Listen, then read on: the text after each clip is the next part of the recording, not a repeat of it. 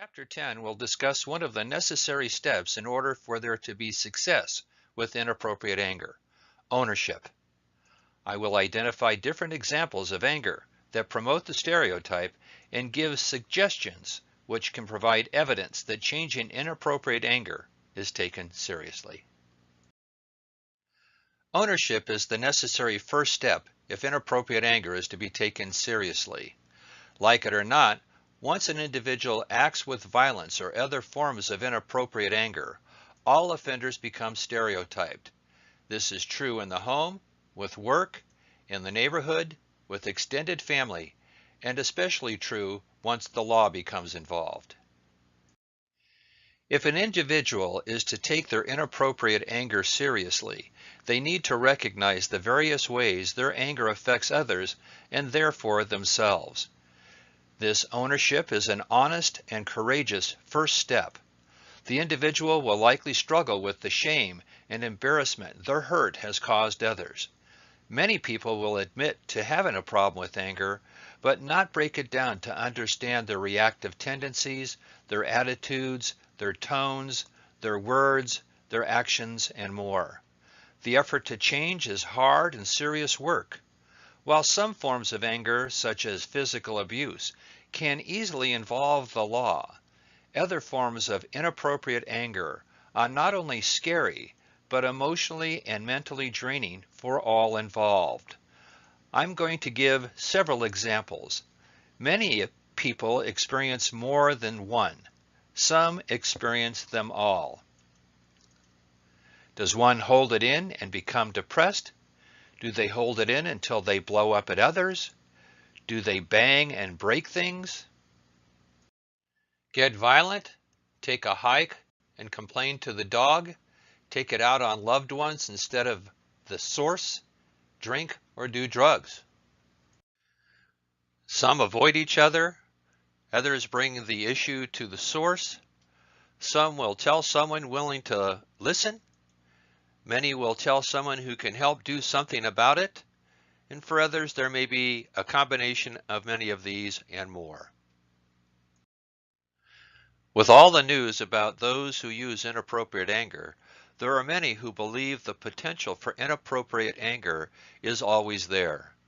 Still others believe that once inappropriate anger is demonstrated, it will continue. I believe it is important to stress that many people, men in particular, do not fit the stereotype. They speak out against inappropriate anger. They live healthy, productive lives, and when angry, demonstrate healthy forms of anger for partners, children, and others with whom they have contact. For many who committed the act of inappropriate anger, they feel shame and embarrassment for having let the anger get that far and take appropriate steps to make sure it doesn't happen again. The offenders who accept responsibility know they are now judged and believe a lifetime of judgment is not fair. They want and appreciate help. Once there is a desire to change and a commitment, the offender usually needs to make more than a promise that it won't happen again. This is where the right kind of help is most valuable. There are many people with a good heart, but not necessarily good skills at identifying the problems, and even more, creating an environment that provides a treatment that can be identified by all concerned. In the most basic terms, this usually means that what you want to have happen happens much more often, and what you don't want to happen happens less, or in the case of inappropriate anger, is stopped. How does a decent person who wants help get the help they need? Again, we get back to that word ownership. They must say to themselves, I need to recognize what leads up to the inappropriate anger and use new skills that help me stop this destructive behavior.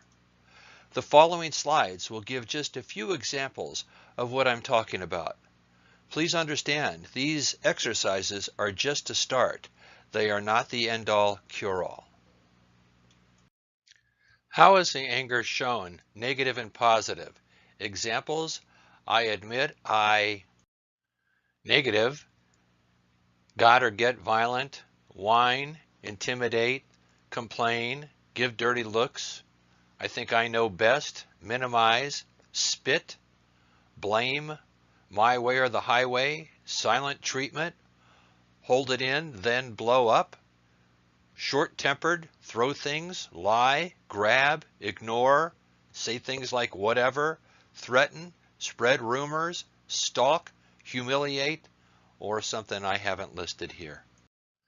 Positives: seek help, talk when calm, discuss the issue, talk about it soon after it happens, say we need to talk at a good time, let them know you care, recognize my part, let them know that you want positive results, that I'm willing to compromise, explore options, come to an agreement, follow through on what we agree on, and other things I may not have listed here.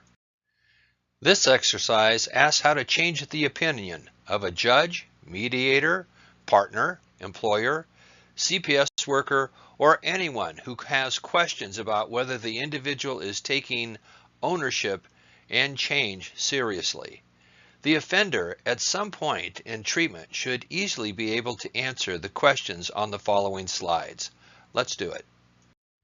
This exercise asks what is unreasonable anger and what is reasonable in response to someone who is doing the following: yelling, name-calling, breaking things, blocking the door, poor money management, physical contact, cheating, spitting. This exercise asks what is unreasonable anger and what is reasonable in response to, for the sake of this exercise, me doing the following: yelling, name-calling, breaking things, blocking the door, poor money management, physical contact, cheating, and spitting.